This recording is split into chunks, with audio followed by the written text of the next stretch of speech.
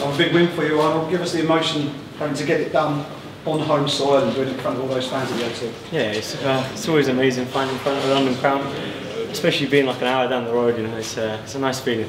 It is definitely a good feeling. Some of the previous fights you've had to come through a fair bit of adversity and come back and get the win. This one seemed a lot more under control by comparison. Did it feel like that way in there? Yeah, like I've always known I have got the capability to have a nice clean fight against good level guys. I think I just get a little bit excited and I start throwing my shots a little bit too hard. I plant my feet, I get taken down. Next thing you know, 14 minutes later, I'm trying to pull out a ninja choke. So, yeah, it's nice to not have to go into that well. With that in mind, would you rate that as your best all-round performance in the octagon so far in your career? I have to watch it back, but yeah, I don't know. I didn't get taken down, so I was happy with that. Yeah. You're now 5-0 in the UFC.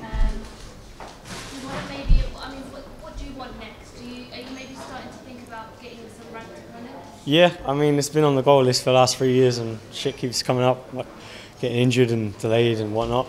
And yeah, my goal this year is to not have one fight and not be back, well, maybe be back next year when it's in London, but ideally before that. So any time before next year, London, I'll be happy. As long as it's 2019. You got the knockdown towards the end of the second round, I believe it was. I think so, yeah. And I mean, do you feel like if there was 10 seconds left on that clock, do you feel like you would have got the win, or how long would you think you Yeah, I think I would have got the finish there. I thought I got the finish, and I looked like when he went back to his corner, he'd give me the nod to sort of let me know it was okay. So I was like, whatever. I was unsure whether he'd come back out. Yeah, maybe he was less hurt than I thought. So he's a tough guy. Who would make sense for you next? Have you got any opponents in mind? Nah, I don't even think at this rate, to be honest with you. I know it's not going to excel my career not calling anyone out, but I'm going to stay true to myself. It's not me, so I'm not going to do it. Maybe one day I'll be in that position. I will be in that position one day to call for top fives and title fights, but I'm not in that position right now, so it makes no sense for me to start shouting names out. Fair to say you're looking at someone from sort of 15 to 10? Yeah, like I want to get. That's my goal this year. I want to get around that spot. You know, whatever Faraz and Jack say, and my dad, whatever my dad says, because he's part of the corner team now. So whatever they say is what we'll do. And when would you like to get back in there? You know, August would be nice. After that, as long as it's this year, it'd be, you know, double the fights for the last 4 years. 2 in a year would be pretty nice feeling. So, yeah, hopefully that.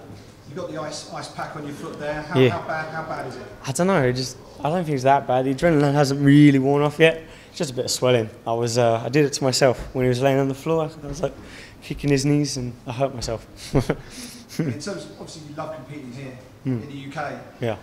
You train over in Canada. Is that somewhere that you'd like to get back out? And yeah, for sure. Maybe over there? Yeah, I'd love to, but you know, May's a bit soon for me. I'm staying home until I think the day of that fight. So yeah, maybe I'll come back sooner. But the plan was, I keep going on about it. The dog's in a bad way.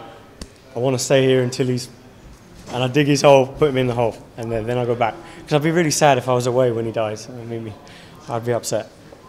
Does your dad get nervous when you get that post-fight interview after last time? I warn you ahead of that. Don't be saying anything this time around. Dad, did you hear that? Yeah, he's got a fight pass. I don't think he's listening. You know, we joke about it all the time, but he gives me the most stick. So yeah, it's just I have a bigger audience when I fight, and you know I can get him good. But you should hear some of the shit he says. He's talking about doing things to my mum. I don't even want to go into it. So yeah, we don't need to go there. How much of a support is, you know, all joking aside, having your dad in your corner?